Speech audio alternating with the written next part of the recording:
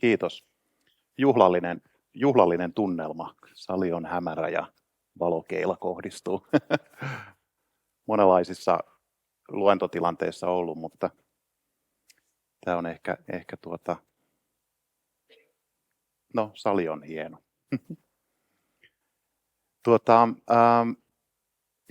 Mä oon itse asiassa täältä kotoisin. Mä oon sähkö- ja tietoliikennetekniikan osastolta aikoinaan väitellyt psykologi. Meitä on muutama muukin. Se ei ole mikään kauhean yleinen kombo, mutta se syy sille on se, että silloin 2000-luvun alussa, kun mä kiinnostuin aivotutkimuksesta, niin parhaat laitteet oli täällä kampuksella. Taitaa olla edelleenkin Suomen parhaat edellytykset aivotutkimukseen täällä Aalto-yliopistolla. Siitä on jo aikaa vierähtänyt ja suurimman osan työurastani sen jälkeen mä oon tehnyt sitten työ- ja organisaatiopsykologin duuneissa.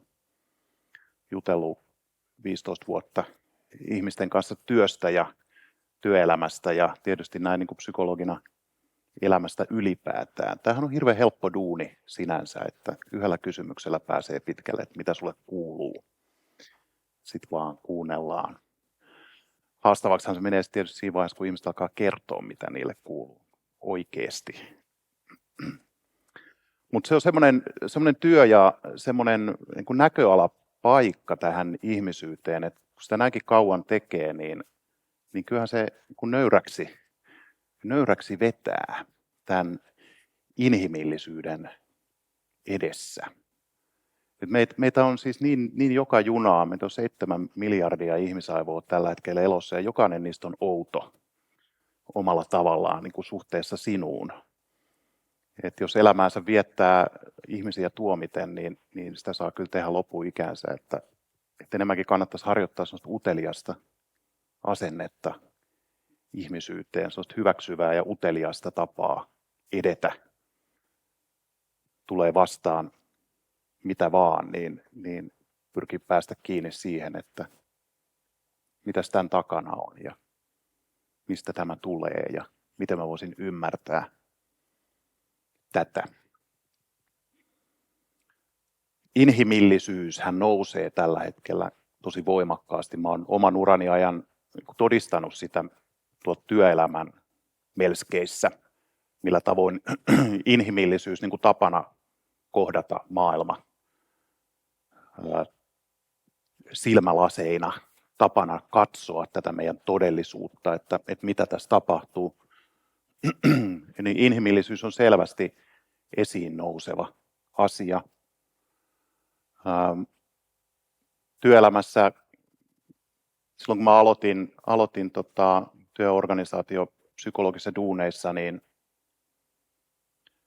niin silloin ehkä juuri saattoi puhua kulttuurista ja viitata sillä siihen psykososiaaliseen toimintaympäristöön, joka on ihmisen aivoille se kaikista keskeisin ympäristö.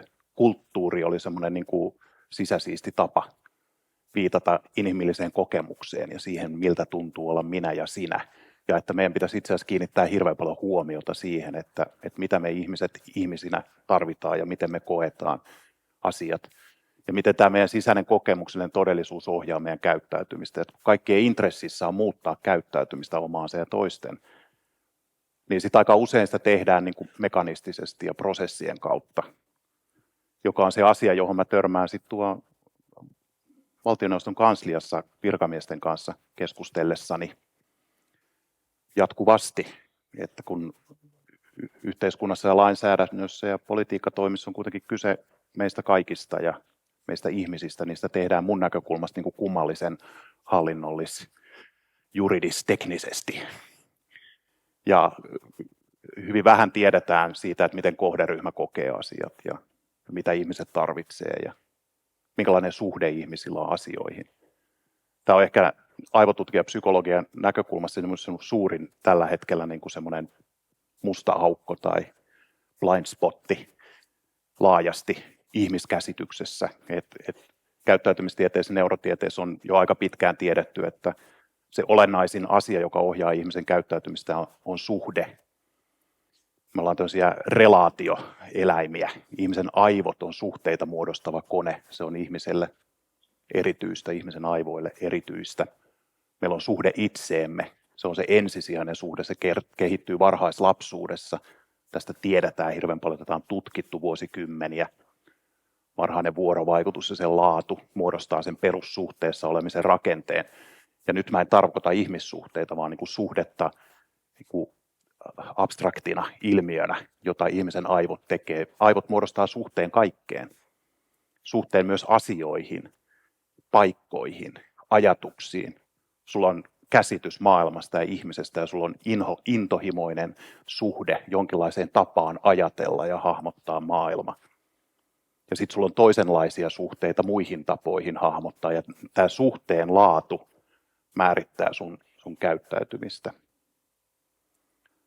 Ja ihmistä aika vähän vielä hahmotetaan suhteen kautta. Ja se on semmoinen keskeinen juttu, jonka ymmärryksen ja jonka parissa toimimiseen pitäisi kiinnittää enemmän huomiota. Ja nyt kun puhutaan hyvinvoinnista ja jaksamisesta ja palautumisesta ja keskittymiskyvystä, niin silloin ei puhuta pelkästään siitä, että sä ikään kuin organisoit päivääsi ja keskityt siihen, mikä on tärkeää ja priorisoit ja aikataulutat ja suljet kaikki hälyiset laitteet. Ja tämä on aika lailla pintaa, koska siellä ihmisen käyttäytymisen ytimessä on sit paljon merkityksellisimpiä, isompia asioita. Se on ikään kuin se jäävuori siellä pinnan alla, johon olisi hyvä päästä kiinni. Ja tämä on se näkökulma, jota mä ajattelin tänään tuoda. Sen sijaan, että mä esittelen teille kikkakolmosia, joita myös esittelen, niin ehkä saada teidät enemmän niin kuin pohtimaan sitä hyvinvointia, jaksamista, keskittymistä, palautumista, täältä niin kuin inhimillisyyden ja ihmisyyden niin kuin syvästä kulmasta käsin.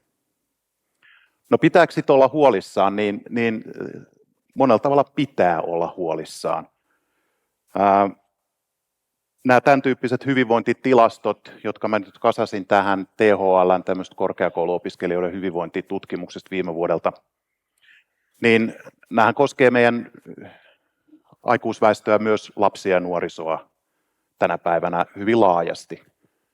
Jotakinhan tässä meidän elämäntavassa ja meidän ympäristössä on sellaista, joka tuo aivoille sellaisen olosuhteen, joka lisää kuormittavuutta. Toisaalta tässä on taustalla myös tämä inhimillisyyden esinnousu, eli näihin asioihin myös kiinnitetään aikaisempaa enemmän huomiota, eli pidetään niin kuin relevanttina ja tärkeänä sitä, että me selvitetään, miten ihmiset voivat, ja sen takia me tiedetään, miten ihmiset voivat.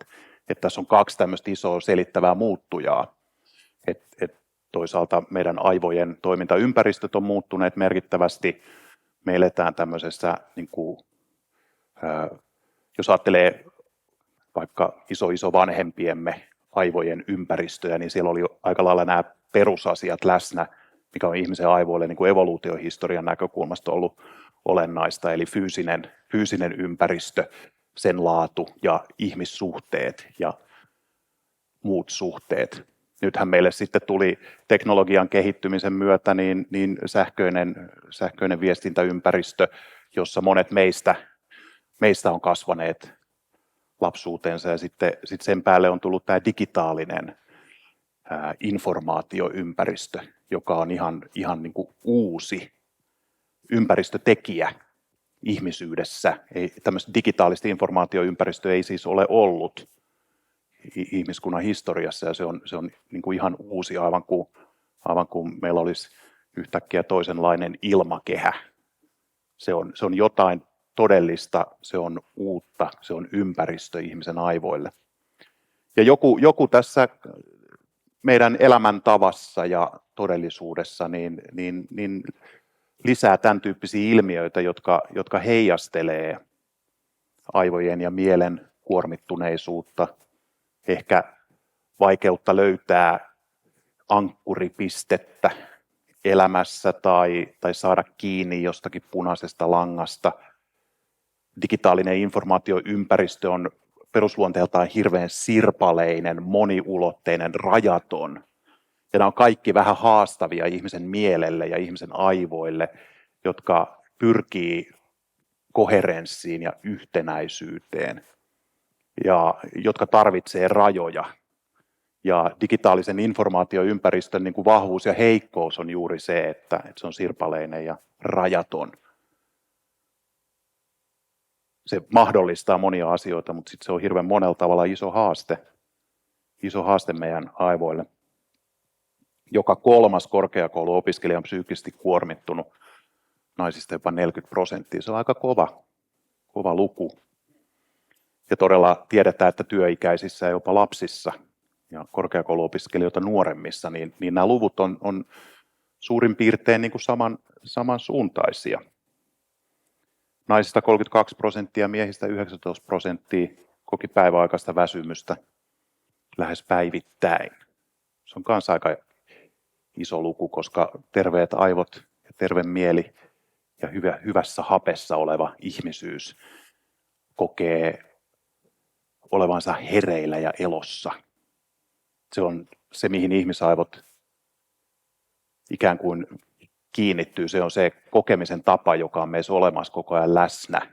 Olla elossa ja hereillä, sellainen tuoreus, raikkaus ihmisenä olemisessa. Se on aina, mutta me ei aina päästä siihen kiinni ja on aivan normaalia ja luonnollista, että jokainen meistä kokee näitä asioita. Ja jokainen ihminen koko Homo sapiens-lajin olemassaolon ajan aikana on kokenut näitä asioita. Että tavallaan ei pidä olla huolissaan.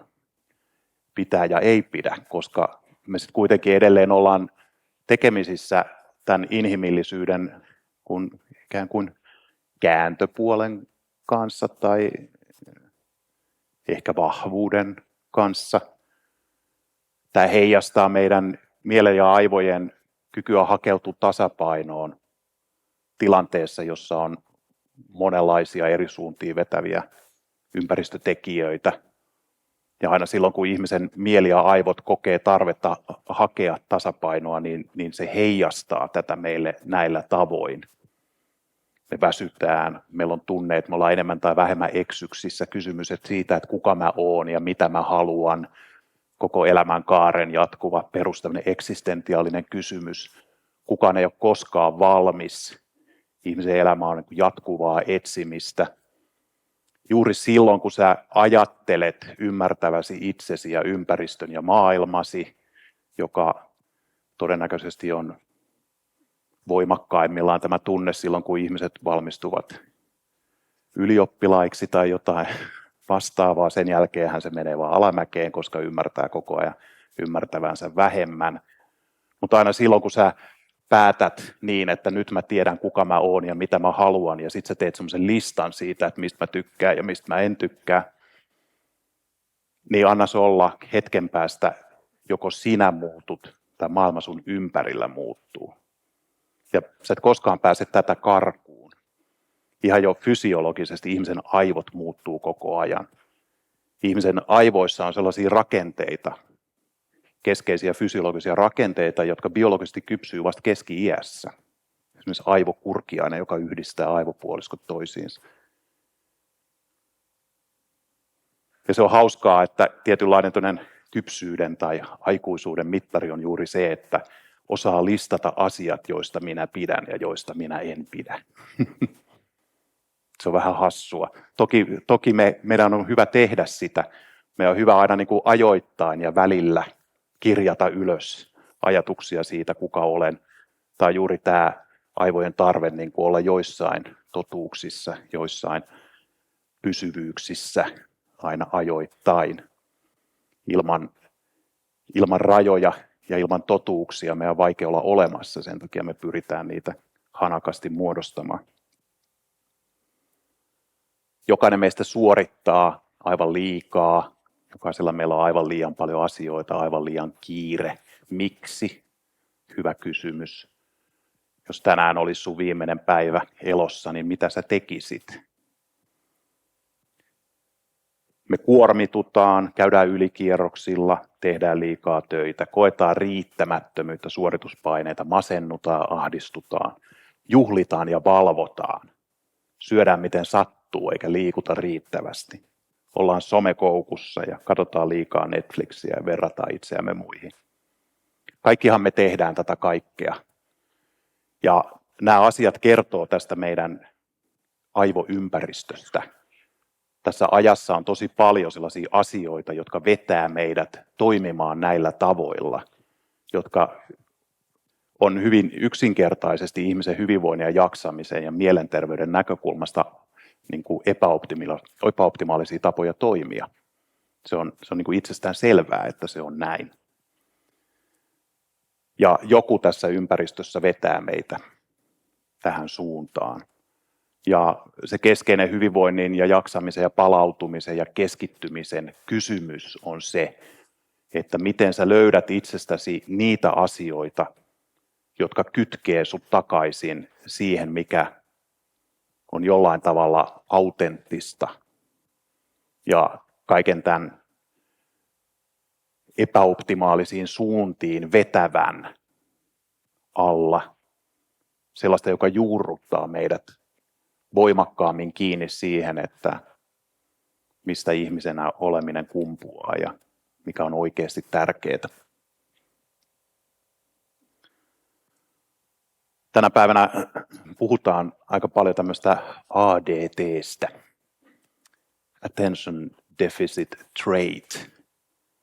Se on sukulaisilmiö Attention Deficit Disorderille, eli tarkkaavuushäiriölle, jonka ehkä tunnetumpi puolisko on Attention Deficit and Hyperactivity Disorder, ADHD. Nämä on tämmöisiä neuropsykologisia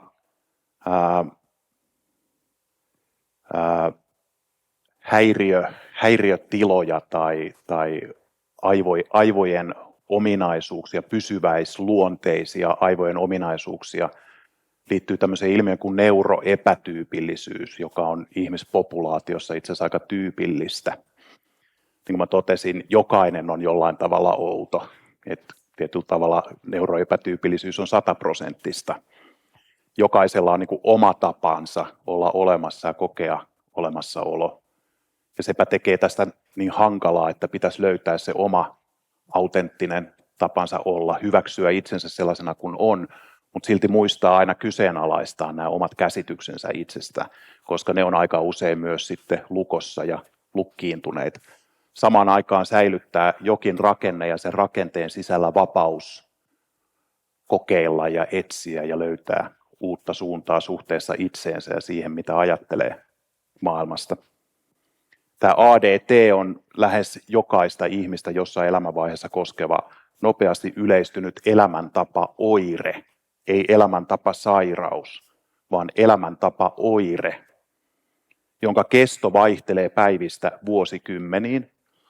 Eli sä voit olla hyvin levoton ja epäautenttinen ja irti itsestäsi päivän ja sitten seuraavana päivänä maadottua, palata takaisin. Tai sitten tämä voi kestää vuosikymmeniä, ihmiset voi olla pihalla ja hukassa itsensä kanssa hirveän pitkään. Ja sitten jossain elämänkaaren vaiheessa havahtua kysymykseen siitä, että kuka mä oon ja mitä mä oikeasti haluan ja mikä on tärkeää. Ihmisillä on niin kuin hämmästyttävä kyky vetää laput silmillä kuin ravihevonen niin kuin ihan todella pitkiä aikoja, ollenkaan pysähtymättä sen kysymyksen äärelle, että mistä tässä minuna olemisessa oikeastaan onkaan kysymys. Ja sitten tämän aste vaihtelee lievistä tosi vakaviin muotoihin. Burnout, tämä on nyt ehkä vähän liioittelua ADT:stä burnouttiin. Tässä on nimenomaan tarkoitus tämän ADT-käsitteen kautta herätellä meitä ihmisiä siihen, että meillä on tämmöinen hankittu häiriö tai piirre, trait, joka yleistyy hirveän voimakkaasti nykymaailmassa. Että me ihan itse omalla käyttäytymisellämme hankitaan itsellemme tällainen oireisto. Mutta pitkään jatkuessaan se voi johtaa ihan burnouttiin, jolloin tietysti rasvat palaa pannuun ihan totaalisesti ja se ei ole mikään leikin asia, se on sitten jo häiriötila, jos toipuminen vaatii hyvinkin pitkiä aikoja. Burnout on yllättävän yleistä myös nykymaailmassa. Tälle ADT:lle on tyypillistä tämän tyyppiset asiat, jotka on meille kaikille hirveän tuttuja. Jollain tavalla tuntuu siltä, että me aletaan niin kuin hyväksyä tämän tyyppiset asiat ikään kuin osana tätä kakkua. Multitaskaaminen, levottoman luurin oireyhtymä, eli se elää se luuri tässä niin kuin koko ajan.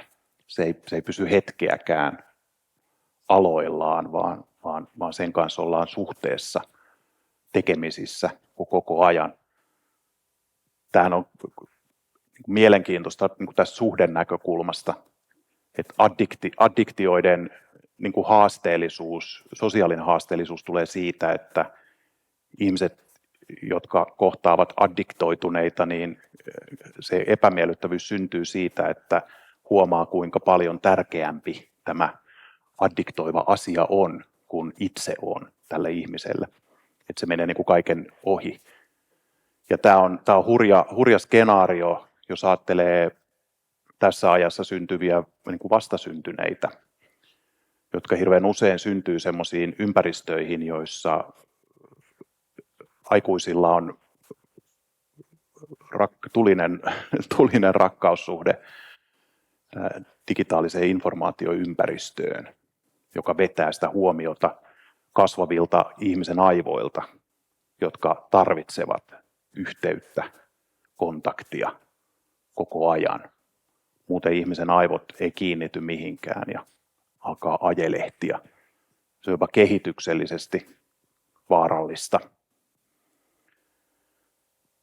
Miljoona keskeneräistä asiaa mielessä, hajamielisyys, aivosumu, ajatusten tekemisten aikataulujen luuppaaminen. Koko ajan päässä pyörii vaan se, että mitä pitää tehdä seuraavaksi ja muistanko mä ja ehdinkö mä. Huono unisuus, erilaiset nukkumisen haasteet ja ongelmat. Ajanhallinnan ongelmat, tuntuu siltä, että kaikki asiat kaatuu päälle.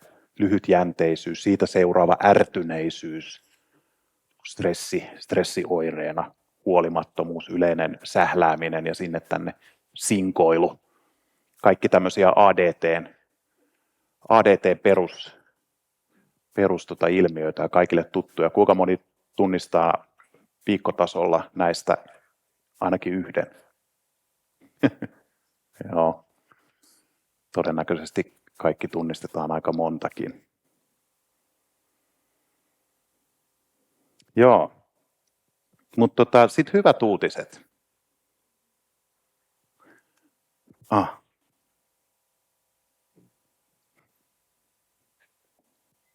Hyvä.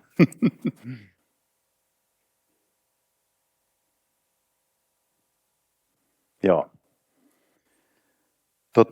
Hyvät uutiset on sitten toisaalta nämä meidän ihmisen aivot. Että kun katsotaan sinne ihmisen aivojen toiminnan ytimeen ja siihen, että mitä aivot oikeastaan tekee ja mistä ihmisen aivoissa on kyse ja mihin se kykenee, niin aivoilla on tämmöinen sisäänrakennettu kyky ohjautua tasapainoon ja optimaaliseen toimintatilaan. Ja ihmisen aivot on tämmöinen itseohjautuvasti tasapainoon hakeutuva luonnon ilmiö. Me todistetaan, jos ajattelee luonnollisia, voimakkaita ilmiöitä, jotka on monimutkaisia ja dynaamisia, vaikka ilmasto. Aika massiivinen luonnonilmiö, jonka kompleksisuutta on haastava hahmottaa ja mallintaa. Jotakin me siitä tiedetään. aika hyvinkin osataan ennustaa, laatia skenaarioita siitä, mihin suuntaan maapallon ilmasto on kehittymässä, murskata dataa, että me ymmärretään näinkin kompleksi ja monimutkainen luonnonilmiö, puhumattakaan joidenkin arkisempien ilmiöiden tuntuvuutta, niin kuin vaikka myrsky, syysmyrsky tai kova pakkanen tai hellekupoli. Mutta nämä ei ole mitään, nämä luonnonilmiöt, verrattuna siihen luonnonilmiöön, jota sä todistat tällä hetkellä tapahtuvan itsessäsi. Ihmisen aivot ja ihmisen aivotoiminta on kompleksen monimutkaisin luonnollinen ilmiö, jota ihminen yrittää tällä hetkellä jollain tavalla lähestyä ja saada siitä jonkinlaista ymmärrystä. Ihmisen aivojen monimutkaisuus, ihan puhdas kuin systeeminen kompleksisuus on suurempaa kuin tähtitieteellinen. Se on monimutkaisin tunnettu ihmiselle tähän mennessä tunnettu yksittäinen asia maailmankaikkeudessa. Ihmisaivojen monimutkaisuus ja sen perusfunktio, jota sä todistat tässä, eli sieltä sun 1,5 kilosta rasvaa ja vettä. Ihmisen aivot on pääasiassa rasvaa, me ollaan läskipäitä siis kaikki. Niin jollain tieteelle tällä hetkellä täysin tuntemattomalla tavalla sieltä sun aivostosta nousee kokemus sinusta. Tuntuu joltain olla sinä. Sun elämä on sarja mentaalisia, subjektiivisia mielentiloja. Kaikki, mitä sulle on ollut olemassa, on havaintoja, ajatuksia, tunteita, mielentiloja. Me ei tiedetä mitään siitä, millä tavalla tämä tapahtuu. Ja me käytännössä unohdetaan hyvin pitkälle se, että meillä on tällainen luonnonilmiö tässä hartioilla. Me kannetaan sitä mukanamme paikasta toiseen ja todistetaan sen toimintaa.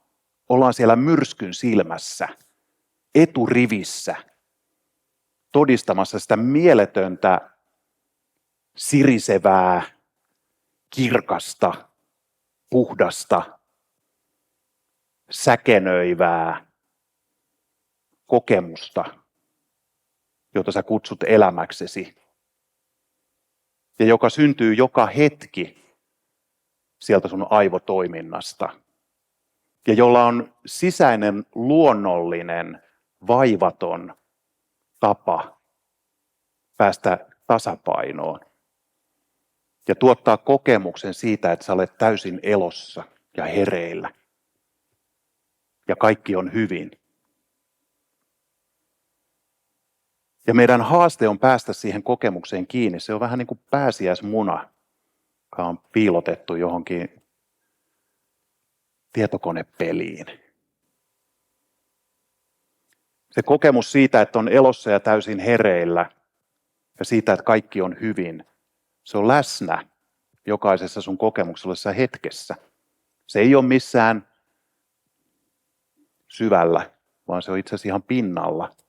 Kyse on vain siitä, että meidän on vaikea päästä siihen kiinni, koska meidän mielen täyttää tämän ADT-elämäntapa-oireen tuottama sumu, semmoinen harha siitä, että elämässä on kyse niistä asioista, jotka aiheuttaa meille halua suorittaa ja tehdä liikaa töitä ja kiinnittää huomiota niihin asioihin, jotka ei ole olennaisia ja tärkeitä.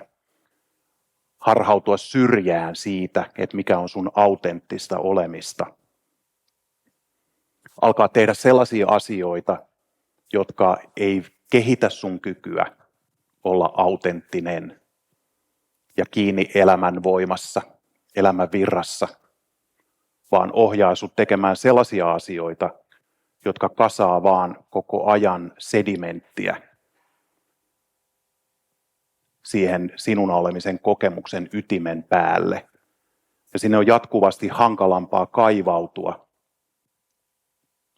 Ja onneksi sinne ei tarvitse sit lopulta edes kaivautua, vaan se on vaivatonta ja helppoa, läsnä olevaa. Ja itse voi tehdä tosi paljon. Monella tavalla me itse luodaan itsellemme se maailma, jossa me eletään, paitsi yksilöinä, niin tietysti yhdessä. Me ollaan yhdessä luotu kaikenlaiset rakenteet, jotka sitten kohdistaa meihin yksilöihin erilaisia oikeudenmukaisia tai epäoikeudenmukaisia, terveellisiä tai epäterveellisiä vaatimuksia tai paineita tai odotuksia tai rakenteita, jotka kohtaa meidät yksilöinä eri tavoin, hyvin tai huonosti. Ne kaikki rakenteet on ihmisen tekemiä, ja sitten me myös omassa yksityisessä elämässämme voidaan tehdä tosi paljon sen eteen, että minkälaisia valintoja mä omassa arjessani teen, mihin asioihin mä suuntaudun, minkälaisiin harjoitteisiin tai tapoihin kehittää omia aivojani tai omaa mieltäni tai omaa tapaani olla suhteessa elämään mä päädyn toistamaan. Ja näistä tavoista tiedetään aika paljon. Näistä ihan perusperiaatteista, että mikä saa meidät ihmiset ohjautumaan kohti autenttisempaa tapaa olla, lievittämään tätä ADT-elämäntapaoiretta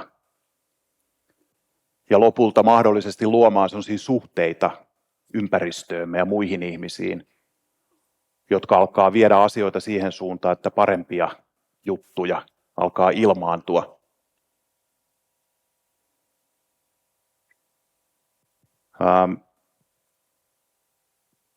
Joo. Mulle tuli mieleen tämmöinen videoklippi semmoista haastattelusta, jonka mä näin jo muutama kuukausi sitten, jossa Richard Branson, tunnettu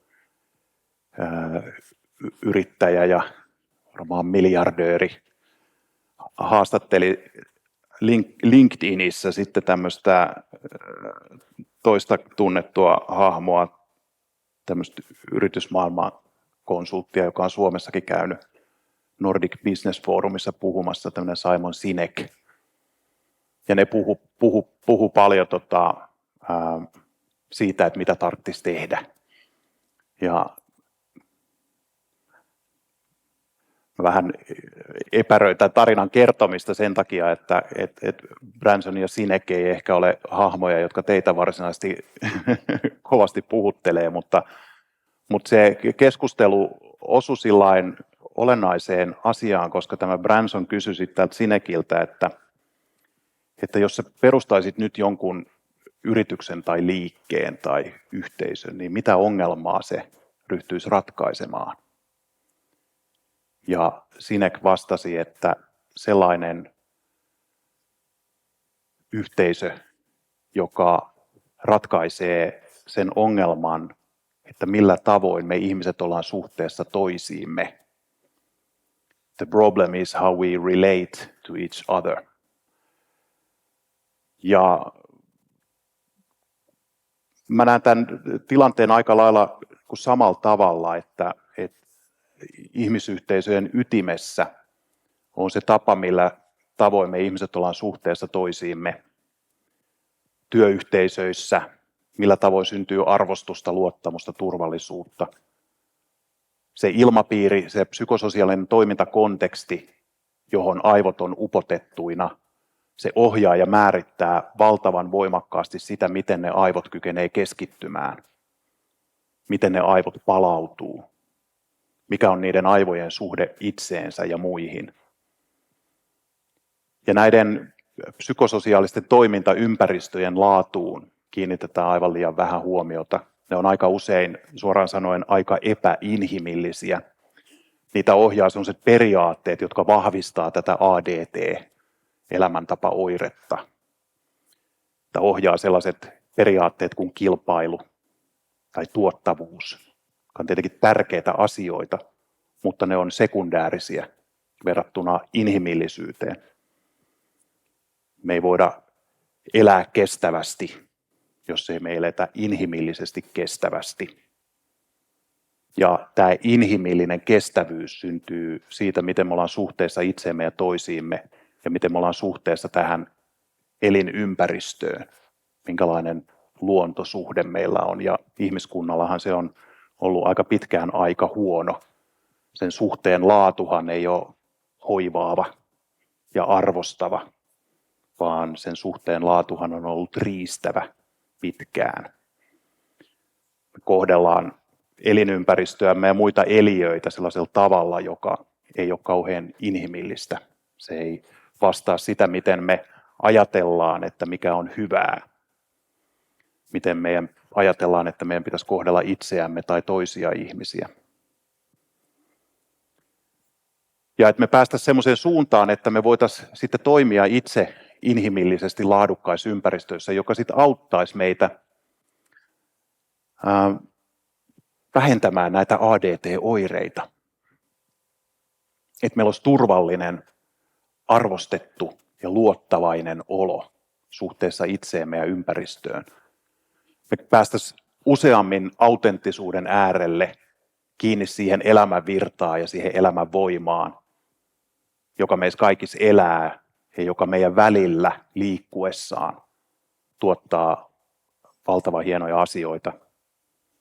Me tämän pohjan päälle sitten rakennetaan tehokkaat prosessit ja hyvät roolit ja toimenkuvat ja tavoitteet ja ollaan vaativia ja vahvoja. Ja sanotaan, että älä tee noin. Ai miksi? No siksi kun mä sanon. Että jos me ollaan ensin lämpimiä ja inhimillisiä, rakennetaan se pohja, jonka päälle voi ruveta kilpailemaan ja tekemään liikaa töitä ja juhlimaan ja valvomaan ja katsomaan Netflixiä. Meidän aivot kestää sen kaiken. Perusongelma on se, että meiltä puuttuu se pohja. Puuttuu ikään kuin se inhimillinen pääoma ja se inhimillinen varanto, jonka varassa aivojaan voi haastaa sit sellaisella tavalla, mitä me tällä hetkellä tehdään. Ajetaan laikka punaisena tallapohjassa sellaisia vauhteja, että päätä huimaa ja riskit on aika kovat. Pitäisi keskittyä kehittämään sitä alustaa, jota ajetaan, sitä inhimillistä pohjaa ja perustaa, jota ajetaan niin kovilla kierroksilla kuin sitä nyt tehdään. Ja se ei ole edes kovin vaikeaa, se on aika helppoa, se ei vie kauheasti aikaa. Siinä pitää vaan human up, pitää kytkeytyä kiinni siihen omaan ja yhteiseen inhimillisyyteen ja muistaa sitä puolustaa ja viedä eteenpäin, keskittyä pieniin asioihin, aloittaa itsestään, koittaa tuntea itsensä, kuunnella itseään eikä niinkään muita, olla kiva ja tehdä hyvää itselle, muille eliöille ja elinympäristölle. Prososiaalisuus on sellainen ihmisen sosiaaliseen käyttäytymiseen liittyvä ilmiö, jota on tutkittu viime vuosikymmeninä tosi paljon. Prososiaalisuus on siis tämmöistä pyyteetöntä hyvän tekemistä, ihan arkista pieniä asioita, toisten huomioon ottamista, kivana olemista. Ja sillä on ihan valtavasti terveyshyötyjä. Siis sitä ei kannata ensisijaisesti tehdä muiden takia, vaan ihan itsensä takia. Se on tosi terveellistä olla kiva.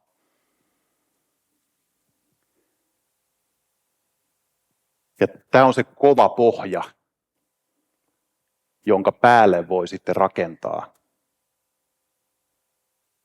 vaativuutta, tehokkuutta, sitä, ettei aina ole kiva. Kaikki ne, jotka olette vanhempia, niin tiedätte, miten tämä toimii suhteessa lapsiin. Ensin pitää rakentaa se suhde niin, että se on vahva, että on arvostusta, luottamusta, turvallisuutta. Ja sitten voi ruveta vaatimaan. Ja sitten voi sanoa, missä ne rajat menee. Ja sitten voi välillä vähän mokaillakin. Kannattaa muistaa tämä itsensä ja omien käsitystensä haastaminen. Me tosiaan ajaudutaan aika lukkiutuneisiin käsityksiin. Ja inhimilliset käsityksethän on aina vajavaisia. Meidän kyky hahmottaa kompleksisuutta ja todellisuuden monimutkaisuutta on tosi heikko. Ihmisellä on vain ihmisen aivot. Toki me pystytään uskomattomiin asioihin ihmisen aivoilla, mutta kyllä suhteessa siihen luonnollisten ilmiöiden kompleksisuuteen, puhumattakaan näistä inhimillisten ilmiöiden kompleksisuudesta, niin kyllä meidän kyky mallintaa ja hahmottaa ja ymmärtää on aika vajavainen, kun emme oikein itteemmekään ymmärretä. Niin se kannattaa aina muistaa ja olla valmis kyseenalaistamaan omat käsityksensä. Sitten nämä perusasiat on olemassa myös arjessa. Ihmissuhteet, uni, liikunta, ravinto.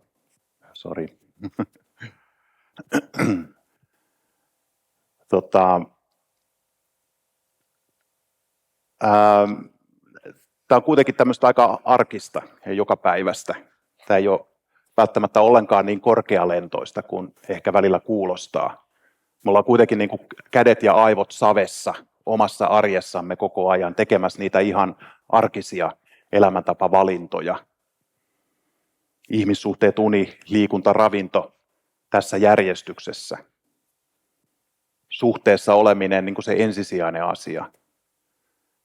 Meidän kykyyn tuottaa arvostusta, luottamusta, turvallisuutta vuorovaikutustilanteissa on hirveän voimakkaasti riippuvainen meidän elimistön toimintatilasta. Jos me ollaan stressimoodissa, meidän aivot ei yksinkertaisesti kykene toimimaan täältä meidän ultrasosiaalisuudesta käsin, meidän kyvystä vahvistaa suhteita. Tämä on ihan fysiologinen ilmiö ihmisen aivoissa. Ja sä todistat sitä omassa elämässäsi joka päivä. Silloin kun sä oot stressaantunut, niin sua ei kauheasti kiinnosta, mitä ihmiselle kuuluu. Sä haluat, että asiat tapahtuu ja mieluiten nyt ja niin kuin mä haluan. Ihan sama, onko arvostusta, luottamusta, turvallisuutta. Kaupan kassalla. Se on ihan sama, kuka siinä on, kunhan tästä nyt vaan pääsee ostoksineen kotiinsa. Ja jos siinä nyt on jotain vähän kömmähdystä, niin se on ärsyttävää ja uhkaa sua. Tämä on hyvin yleinen ilmiö työelämässä. Työelämät, työyhteisöt on hyvin voimakkaasti stressiympäristöjä. Ja sen vuoksi ihmisaivot on stressitilassa, punaisella. Ja tämä yksinkertaisesti aika laajassa mittakaavassa estää aivoja toimimasta siten, että syntyy arvostusta, luottamusta, turvallisuutta. Sen takia pitäisi löytää niitä keinoja siirtää aivoa vihreälle, palauttavaan, vastaanottavaan, ultrasosiaaliseen tilaan. Uni on ihan keskeistä ihmisen fysiologiassa, jossa nukut huonosti pitkään, niin sun stressialttius moninkertaistuu. On todella vaikea olla hyvillä mielin, jos nukkuu huonosti pitkään. Nukkumisessa ensisijaista on rytmi. Aikuisten unikoulu 5 viikkoa ei ala siitä, että sä päätät mennä aikaisemmin nukkumaan, vaan se alkaa siitä, että sä päätät milloin sä heräät 5 viikkoa joka ikinen aamu. Lukitset heräämisajan. Työssä tekevällä aikuisella se on 6 ja 8 välillä joku aika. Jos se on 7, niin joka ikinen aamu seuraavan 5 viikon ajan viimeistään 7 ylös sängystä. Myös viikonloppuna opiskelijoille vähän epärealistinen ohje. Aikuisille työssäkäyville tai sanotaan työikäisille niin hyvinkin relevantti ja toimiva. Ja ekan viikon voit valvoa vaikka kuin myöhään, ihan sama. Valvot vaikka 3 joka yö, kunhan heräät 7 joka aamu. Ja sä huomaat muutamassa päivässä, jossa valvot 3 ja heräät 7, että sus kasvaa unipaine, eli sua alkaa väsyttää. Ja uniongelmien niin kuin perussyy, kun katsotaan väestössä laajasti, niin siinä isossa unihäiriöisessä, uniongelmaisessa, lievässä uniongelmaisessa populaatiossa, johon me kaikki todennäköisesti kuulutaan, niin se yleisin syy huonolle nukkumiselle on se, ettei väsytä. Ja unipaine häviää aivoista sen takia, että meillä on epäsäännöllinen elämänrytmi. Unipaine pysyy päällä aivoissa ja kantaa tasaisesti yön yli silloin, kun sä olet riittävän väsynyt. 5 viikkoa joka aamu 7. Ekan viikon valvoskelet ihan sama.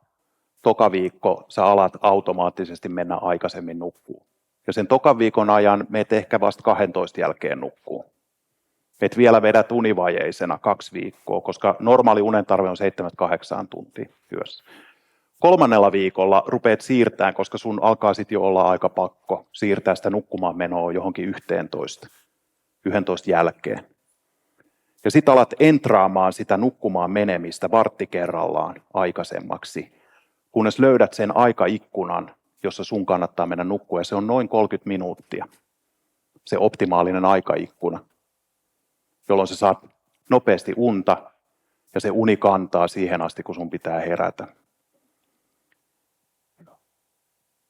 Noin 80% tämmöisistä tavallisista unihäiriöistä reagoi aika hyvin tähän yksinkertaiseen unikouluun.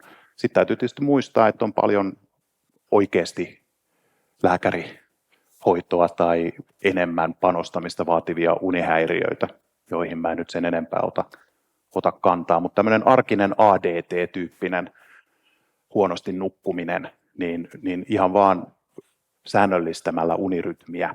Ja päiväunia ei saa nukkua päivällä.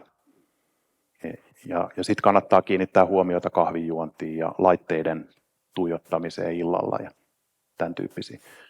Näistä 2 kannattaa aloittaa. Sitten kun näihin saa laatua, niin aika usein tuo liikunta ja ravintokin tulee mahdollisemmaksi. Et niissähän on kyse kyvystä niin kuin pitää kiinni terveellisestä liikkumisesta ja terveellisestä ravinnosta. Ja se vaatii energiaa. Ja sitä energiaa usein ei ole sen takia, että nukkuu huonosti tai ihmissuhteissa on haasteita.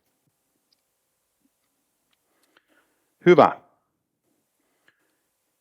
Etsi oma paikkasi ja intohimo, vaali sitä. Omasta autenttisuudesta käsin kumpuaa aika paljon ymmärrystä ja käsitystä siitä, että mitä varten sä olet täällä.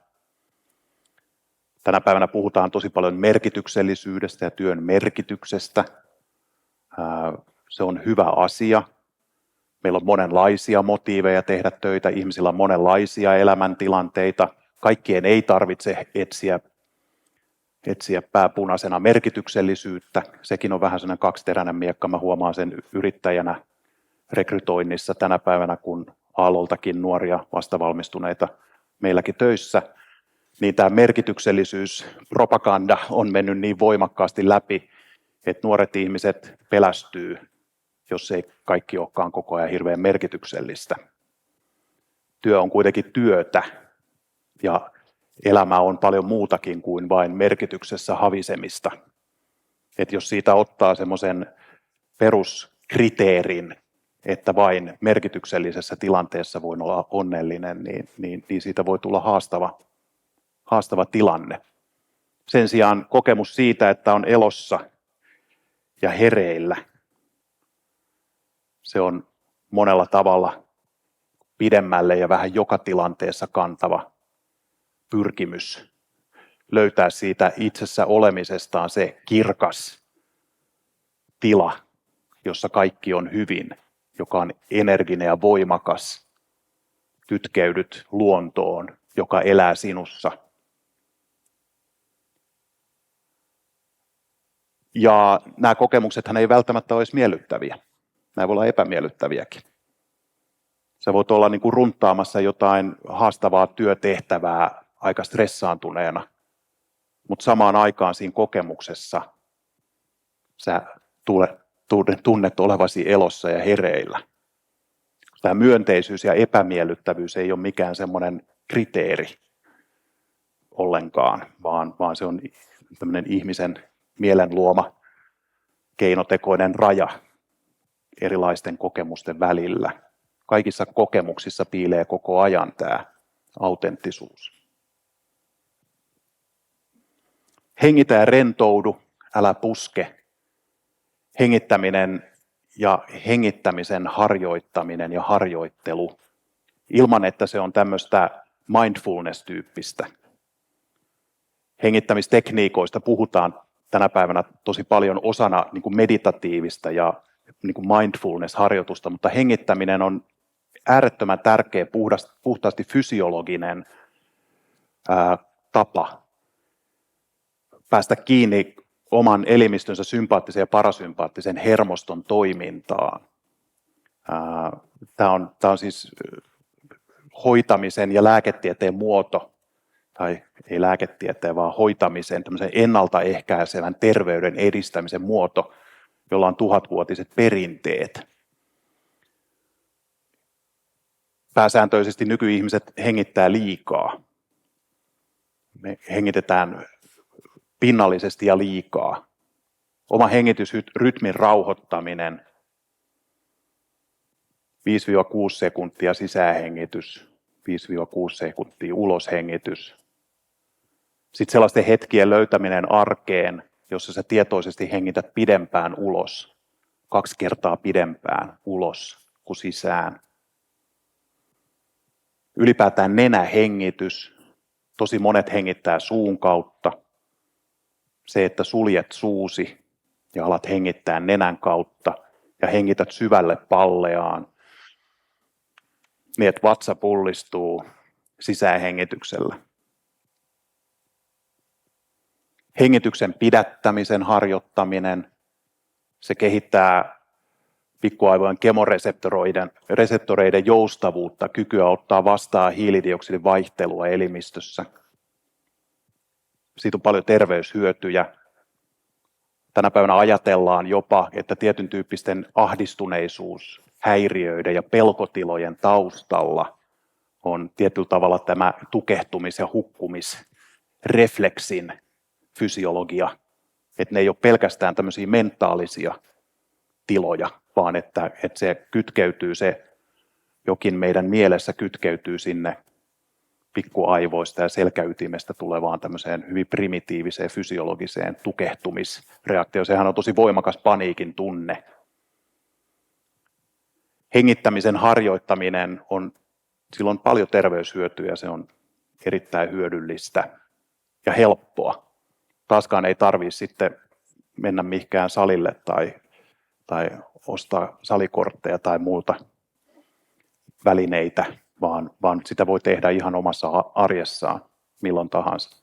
Ja kyse ei tosiaan ole tämmöistä mindfulness-tyyppisestä niin kuin mielen rauhoittamisesta, vaan kyse on ihan fysiologisesta harjoituksesta, jolla parannetaan niin kuin hengittämisen laatua ja saadaan hengittäminen tietyllä tavalla aktiivisemmaksi osaksi sun hyvinvointia. Pyri olemaan todella elossa ja hereillä aina kun se on mahdollista. No, miten tätä sitten voi tehdä? Luontokokemus, suhde luontoon on ehkä semmoinen niin kuin lähin kanava, ainakin meille suomalaisille. Me aika usein saadaan luonnosta, luonnon kautta kontakti myös itseemme. Fyysinen ponnistelu yhdistettynä luontoon on myös hyvin, hyvin tehokasta. Taide, kulttuuri, omiaan viemään meidän mielen ja ajatukset sellaisiin tiloihin, jossa avautuu mahdollisuuksia vähän muullekin kokemiselle kuin tämmöiselle arkiselle perus ADT-kokemiselle.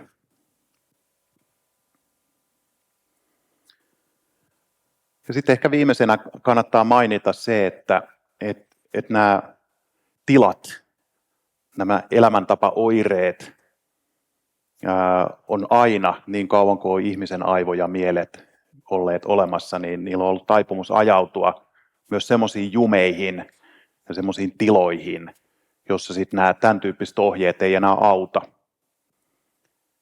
Ja mä nyt en markkinoi semmoista tormakoitumis- ja tsemppaamisohjetta, mutta sellaisiakin on liikenteessä, tai että hymyä vaan huuliin tyyppistä. Mutta sitten tosiasia on se, että me ihmiset voidaan olla semmoisessa tilassa, missä tämän tyyppiset ohjeet ei ole se tapa eikä auta, vaan silloin me tarvitaan apua. Ja silloin meidän pitää pyytää apua ja koittaa löytää niitä kanavia ja niitä lähteitä, joiden kautta voisi saada sitä omaa ADT-mieltää ja solmua jollain tavalla auki. Ja tämän avun pyytämisen kautta voi tulla sitten esimerkiksi sellaisia yksinkertaisia, helppoja, konkreettisia ohjeita, jotka liittyy siihen, että sä priorisoit päivääsi ja organisoit tekemistäsi ja karsit turhaa ja muistat pitää ne laitteet kiinni ja mietit, mitä sä haluat, mikä on sun tavoite. Ja oli ne sun avun tai inspiraation lähteet ja keinot sit mitä tahansa, niin jotakin kannattaa tehdä, jostakin kannattaa aloittaa, jotakin kannattaa lähteä harjoittelemaan. Ja mä toivon, että sä poimit nyt täältä tänään esimerkiksi tästä listasta tai sitten jostain muualta jonkinlaisen ensimmäisen langanpätkän siitä, että mitä sä voisit ryhtyä tekemään. Mitä sä voisit tänään ryhtyä tekemään. Mieti sitä ja kirjoita se itsellesi ylös. Mistä sä aloitat? Mikä on sulle se ensimmäinen askel siinä, että sä parannat omaa kykyäsi keskittyä ja palautua, ettei tarvitsisi olla huolissaan. Kiitos.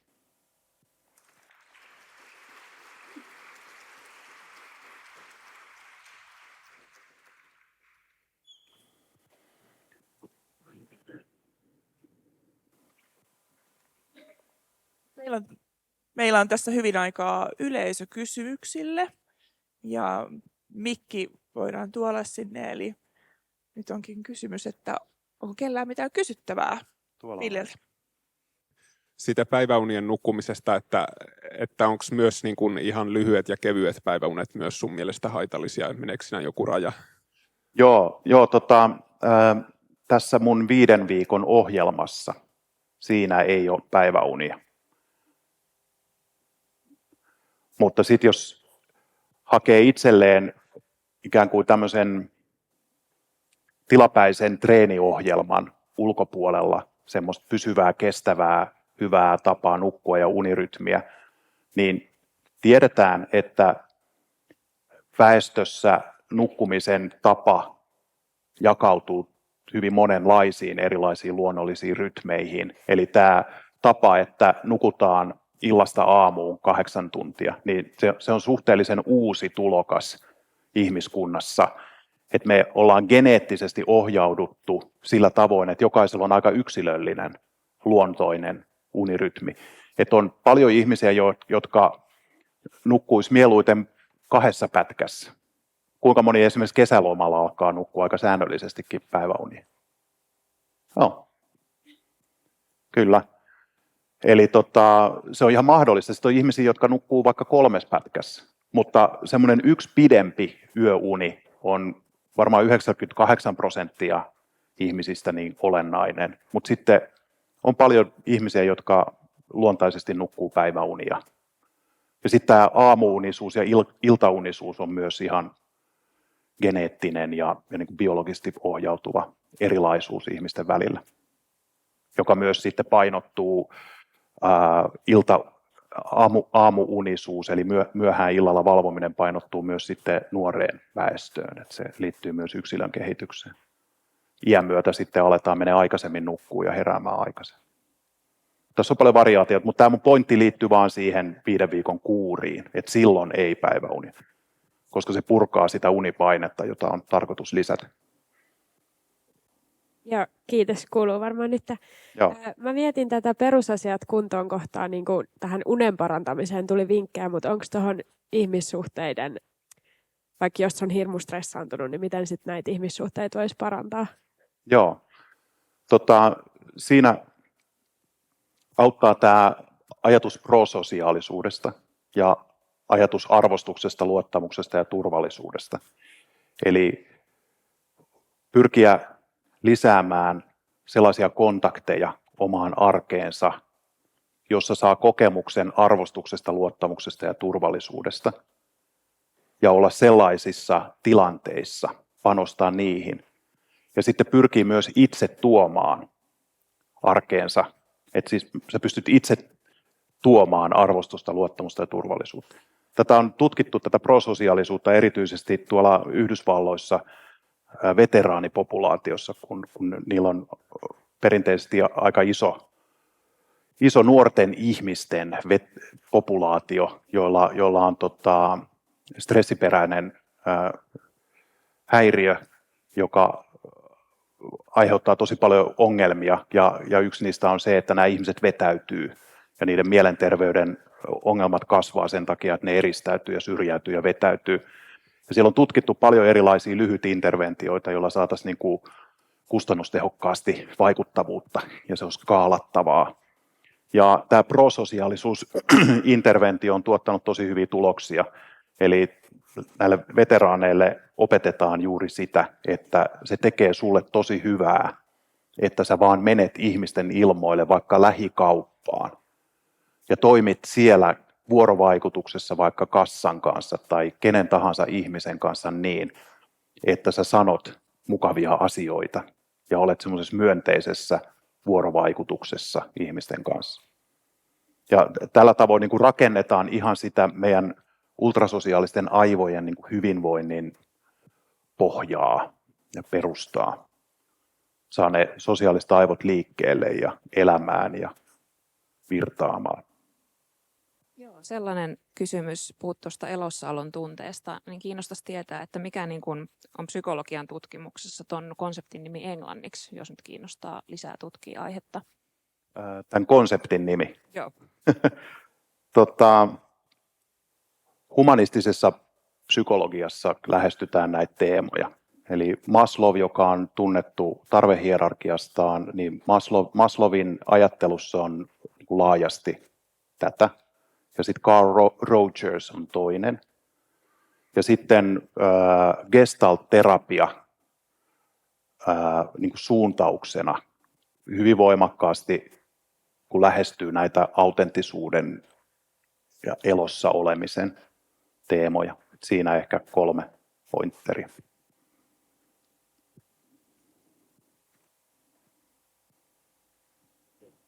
Joo.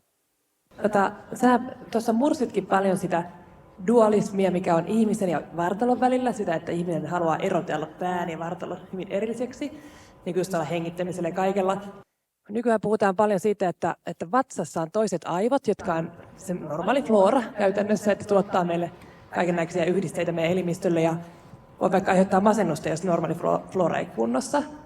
Niin mua kiinnostaa, että miten sä ajattelet tästä asiasta, että onko meillä nyt toiset aivot siellä vatsassa? Joo, on. Ja sitten 3 sydämessä. Siis sydämen hermostosta tulee myös koko ajan mielenkiintoista uutta tutkimusta. Ja nämä on niin kuin koko ajan vuorovaikutuksessa toisiinsa. Suurin yksittäinen autonomisen hermoston esiintymä ihmisen elimistössä on suoliston ympärillä. Ja sisäelimet ja suolisto todellakin niin kuin tuottaa dataa ja informaatiota. Ja samoin näyttää siltä, että sydämessä tapahtuva niin kuin neuraalinen laskenta myös silloin iso vaikutus siihen, että mitä aivoihin syötetään. Tulee niin kuin inputtina aivoihin ja sitten aivot vaikuttaa sydämeen ja vatsaan. Hengittäminen on usein se yhdistävä. Se on niin kuin se fasilitoiva fysiologinen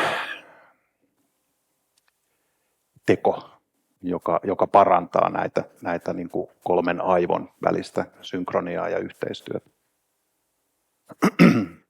Mä itse ajattelen niin, että sitä on tuhansia vuosia yritetty miettiä tätä kehon ja mielen suhdetta, eikä siinä oikeastaan mihinkään päästy. Ja mä luulen, että ei tulla pääsemäänkään. Että se on varmaan yksi näistä asioista, joka on, niin kuin, se on ihmiselle tärkeää pyöritellä ja pohtia ja miettiä. Se kehittää ajattelua, mutta niin kuin filosofiassa ei ole olennaista päästä mihinkään lopputulokseen, niin tuskin tässäkään päästään lopputulokseen. Mutta paljon enemmän on tätä kehon ja mielen yhteyttä, kun on perinteisesti ajateltu, että lääketieteessäkin tällä hetkellä varmaan ollaan aika laajasti, tai en tiedä kuin laajasti, mutta yhä enemmän, varsinkin tämmöisessä ennaltaehkäisevässä hoidossa, niin pyritään niin kuin suhtautumaan aika holistisesti ihmiseen. Toki silloin, jos sulla on syöpä, niin se ei auta yhtään, että sä hengität. Näitäkin on. Ja tämmöiseen taas ei sit kannata mennä. Miten tärkeänä sä näet, että yksilö käyttää aikaa ja jotenkin niin kuin ajattelee ja etsii sitä, että mikä on hänen paikkansa ja intohimonsa? Vai voiko se olla enemmän sellainen, niin kuin muodostuu ajan myötä? Joo. Tavallaan, Joo, tosi hyvä pointti. Sieltä omasta navasta, tässä on niin kuin 2 asiaa, niin kuin napa ja aika. Omasta navasta ei varmaan löydy sit muuta kuin nöyhtää lopulta. Enemmänkin kannattaa niin kuin orientoitua maailmaan ja vuorovaikutukseen ja saada niin kuin peilipintaa omalle reflektiolle ja itsenä olemiselle. Ja sitten toinen tosi hyvä pointti, että se, että helposti niin kuin minäkin niin kuin painotetaan sitä, että etsin ja löydän, kun enemmän varmaan on kyse just tämmöisestä prosessista ja dynaamisesta asiasta, joka sitten kehkeytyy ajan myötä. Toki tässä on aina sit näissä niin kuin se, että sit ei voi jäädä niin kuin vaan peukaloitaan pyörittelemään ja odottamaan, että asiat tapahtuu, vaikka aika usein ne meneekin niin. Mikä on sen oman tekemisen ja aktiivisen toiminnan kuin rooli jossain näin niin kuin kompleksien asioiden tapahtumisessa, jotka sitten on kuitenkin aika omalakisia. Jonkinlainen tasapaino. Ja kumpaakin tarvitaan ehdottomasti ja kumpikin vaikuttaa. Että jos ei itse tee yhtään mitään, niin ei sitten kyllä voi oikeastaan mitään odottaakaan. Ja itse voi tehdä tosi paljon. Ehkä kyse on myös siitä, että mihin fokusoi. Mitkä on niitä oikeita asioita. Minkä tyyppisiin asioihin kannattaa fokusoida. Sekin on varmaan sit ihmisestä aika paljon kiinni, että kuka mitäkin sit tärkeänä pitää. Joo. Siellä on vielä. Kun näytit kanssa, että nämä ongelmat alkaa olla tosi niin kuin laajoja ja koskee tosi monia, niin miten me käännetään tämä keskustelu ja tavallaan nämä toimet yksilötasolta niin kuin yhteiskunnalle ja yhteisöille? Joo, se on hyvä kysymys. Ja kysymys, joka pitää niin kuin koko ajan pitää mielessä. Biopsykososiaalinen. Ja kaikki tasot on olemassa. Ja kaikki tasot on tärkeitä. Että meillä on esimerkiksi temperamenttia ja luontaisia taipumuksia. Sitten meillä on erilaisia biologisia määräytyneisyyksiä. Ja sitten tämä ihmisyyden niin kuin keskinäisriippuvuus. Siis me ei olla kytköksissä toisiimme pelkästään meidän rakenteiden ja ajatusten ja maailmankuvien kautta, vaan me ollaan yhteydessä toisiimme biologisesti. Se vaikka miten psykososiaalisten toimintakontekstien ja ympäristöjen laatutekijät periytyy epigeneettisten mekanismien kautta, niin se on äärettömän mielenkiintoista ja totta. Ja nyt sitten se keskeinen haaste on usein se, Että ihmiset ajattelee niin kuin aina jotakin osaan tästä biopsykososiaalisesta ja kiinnittyvät johonkin tasoon ja unohtaa ne 2 muuta, kun nämä kaikki 3 on tärkeitä. Ja tosi vähän näkee sellaisia puheenvuoroja, jossa niin kuin tasapainoisesti, kokonaisvaltaisesti pystyttäisiin käsittelemään näitä kaikkia tasoja, koska se on vetin vaikeaa. Sen kokonaisuuden hahmottaminen on tosi vaikeaa ja se on monella tavalla ristiriitaista. Että ihmisten aivot menee jumiin. Et kun on ajatellut, että tämä kaikki johtuu rakenteista, niin on tosi vaikea niin kuin ajatella sitä, että miten meidän biologia ja psykologia vaikuttaa rakenteisiin ja miten ne on keskinäisriippuvaisesti toisiinsa kytköksissä. Et sen tyyppisen niin kuin maailmankuvan ihmiskäsityksen luominen on niin kuin vaikeaa ja haastavaa, sen omaksuminen, koska silloin pitää niin kuin pystyä toimimaan ristiriitaisuuksien ja dilemmojen kanssa. Kun elämä ei ole ongelmia, jotka ratkaistaan, vaan tosi paljon on kyse dilemmoista, eli ristiriidoista, joiden kanssa pitää osata elää ja tasapainottaa niitä. Ja mä ajattelen, että tämä on sellainen keskeinen haaste tässä, että ihmiset on niin kuin tosi voimakkaasti kiinni tietyn tyyppisissä tavoissa ajatella ja semmoista kokonaiskäsitystä on niin kuin tosi vaikea luoda ja muodostaa. Mä itse olen päätynyt sit puhumaan tästä inhimillisyydestä ja inhimillisestä kestävyydestä. Mä esimerkiksi tuolla pääministerin kansliassa niin paljon pyrin tuomaan sitä esiin. Se on semmoinen niin kuin kaikkia yhdistävä tapa ajatella. Mä esimerkiksi olin Aivoliitolla. Aivoliitolla käynnistyy tämmöinen monivuotinen kansallinen aivoterveyshanke ensi vuonna. Ja siinä oli tämmöinen valmisteluryhmä jo tämän vuoden ajan kokoonnuttu ja pääasiassa lääkäreitä ja neurologeja. Ja hyvin semmoinen niin kuin biologinen ja elintapa ja riskitekijä tyyppinen niin kuin näkökulma. Ja tosi vaikea siinä porukassa saada ihmiset ymmärtämään sitä, että aivotoiminnasta syntyy meidän psykologia ja meidän sosiaaliset ilmiöt, jotka sitten taas vaikuttaa aivoihin.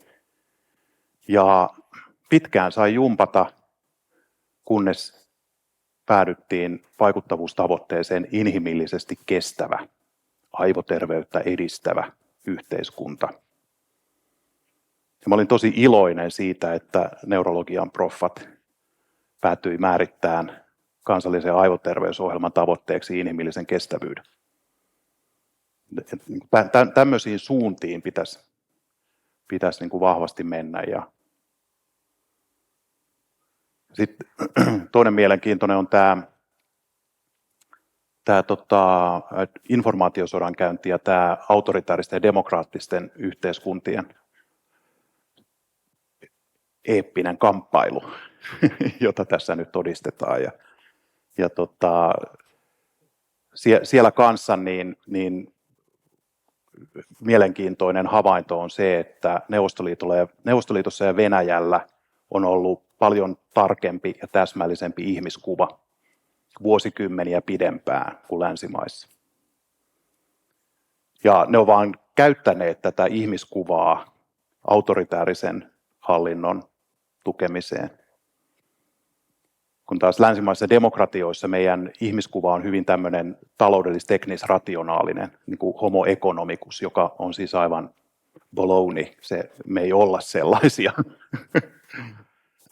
Ja sen takia me ollaan tosi isoissa vaikeuksissa että miten me pystytään vastaamaan informaatiosodankäyntiin, miten me pystytään vastaamaan semmoiseen vaikuttamiseen, jonka tarkoitus on häiritä ihmisten suhteita toisiinsa, kun me ei hahmoteta, että se on olennaista.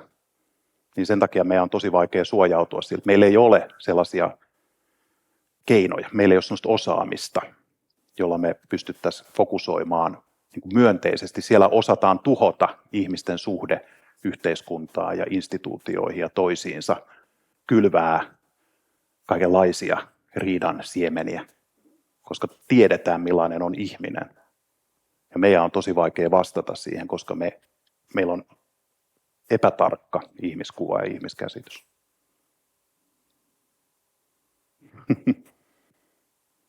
Pitkä polveleva vastaus. Joo. Mulla tuli tosta mieleen, että liittyykö toi nyt siihen, että länsimaissa halutaan uskoa, että ihminen on pohjimmiltaan rationaalinen toimija? Joo, aika pitkälle joo, juuri tähän. Meillä on tämmöinen teknisekonominen ihmiskuva. Että ihminen tekee niin kuin sille sanotaan. Kuinka moni teistä tekee aina niin kuin tietää, että pitäisi tehdä? Yksi. Mä oon 15 vuotta tätä kysellyt. Aika harvoin kukaan nostaa kädensä ylös. Hyvä, että joku. Tuolla on kysymys. Mulla on tänne hyvä esimerkki tästä Aivot jumissa. Mä olin ohjelmointikurssilla tuolla tänä kesänä Aalto-yliopistossa. Ja sitten mä olin niin tullut täysin jumi sen kurssin jälkeen. Ja tenttikin meni, en sano mitään vastattua tenttiin. Onko tähän mitään konkreettista apua, että kurssin jälkeen tulee sellainen jumi, että ei se tenttiin vastattua mitään. Onko tähän mitään lääkettä, niin kuin psykologista apua? Että jos se kurssi kuormittaa niin paljon, että tentti menee sen takia pieleen. Joo, kyllä voi mennä kuuppajumiin. Kuuppajumiin on ihan yleinen ja tunnettu ilmiö monesta syystä. Mulla on itsellä ylioppilaskokeisiin pänttäävä 18-vuotias kotona, joka rehkii aika lailla hulluna. Ja mä saan olla hänelle niin kuin koko ajan huomauttamassa siitä, että optimaalinen suoritus ei synny runttaamisesta. Että töitä pitää tehdä, mutta jos se menee runttaamiseksi, niin sitten menee kuuppajumiin helposti. Että pitää löytää semmoinen, mä oon urheilupsykologiaa kanssa tehnyt aika paljon, niin pitää löytää suoritusrentous, myönteinen suoritustunne ja vahva suhde siihen, mitä on tekemässä. Et oppiminen tuntuu kivalta ja opiskelu on kivaa ja on myönteinen ja rento tunne siitä, että mä esimerkiksi testitilanteessa, koetilanteessa saan näyttää osaamistani. Mä oon tehnyt tosi paljon töitä ja mä saan näyttää osaamistani. Ja huippu-urheilussa esimerkiksi ajatellaan niin, että kovimmat vedot on kilpailutilanteet.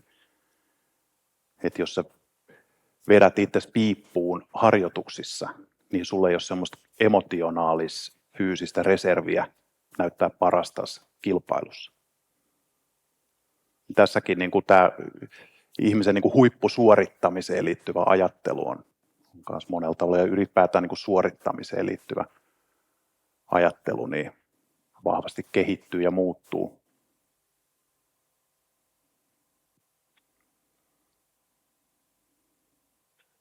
Sieltä. Mulla olisi tästä ehkä jatkokysymys tähän niin kuin opiskelun tavallaan iloon ja intoon ja tällaiseen, että itse ainakin opiskelijana ja ympärillä olevia kavereita seuraavana tuntuu, että toi on ihan tosi harvinaista, että enemmän on niin kuin kauheat paineet siitä, että mitä kaikkea pitää tehdä ja saada hyviä arvosanoja ja deadlineit ja tälleen. Ja mä nyt itse tässä syksyllä totesin, että no ehkä mun kannattaisi tehdä vähemmän kursseja kuin mikä se suositus on, koska jos mulla ei ole aikaa ja mä oon vaan ihan ahdistunut, niin eihän mä saa mitään siitä irti. Niin onko niinku jotain muita semmoisia vinkkejä, että miten tätä niinku rentoutta voisi lisätä muuten kuin sillä, että ottaa vaikka vähemmän niitä kursseja samaan aikaan? Joo.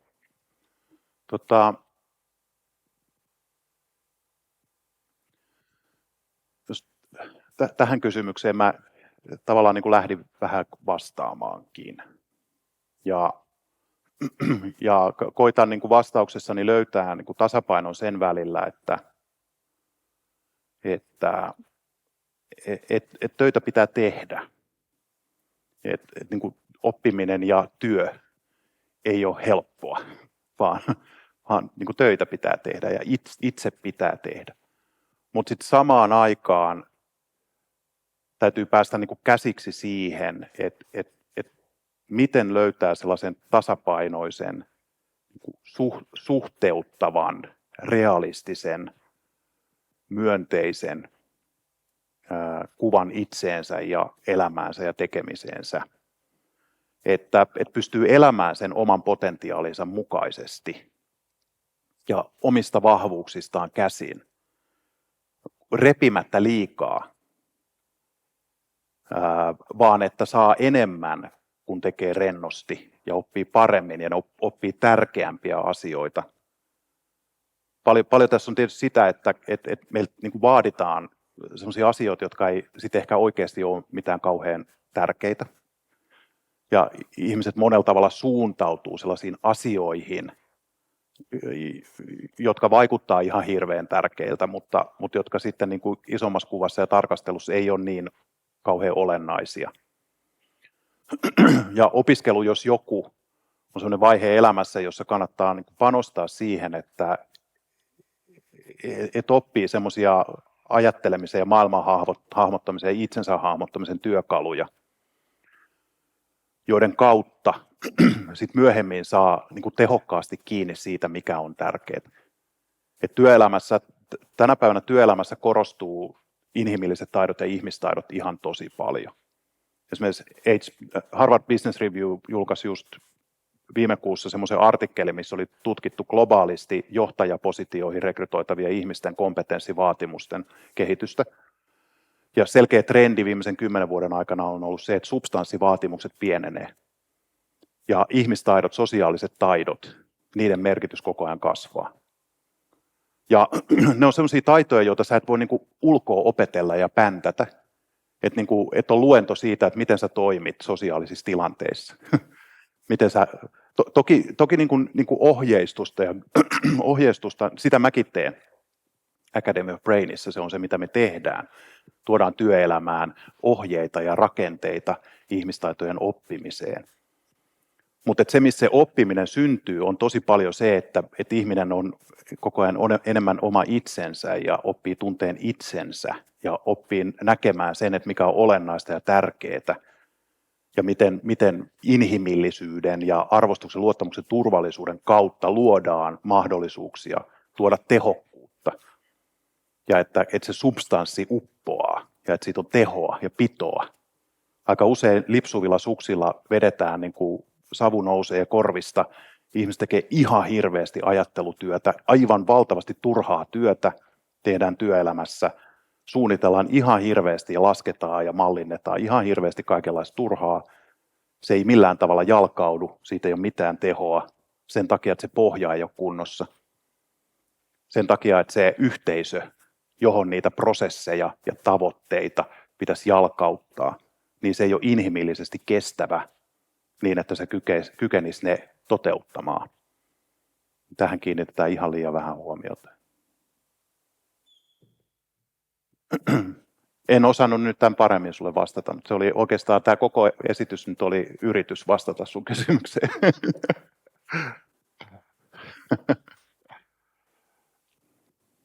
Jos ei ole enempää kysymyksiä, niin kiitämme Villeä Kiitos. ajatuksia herättävästä luennosta ja kiitos yleisölle tarkkaavaista kysymyksistä. Hyvinvointiviikko jatkuu parhaillaan tuolla alakerrassa, on Aallon toimijoiden standeja, käykää katsomassa ja verkkosivulta löytyy myös muuta ohjelmaa vielä tämän viikon päivillä. Kiitos. Kiitos.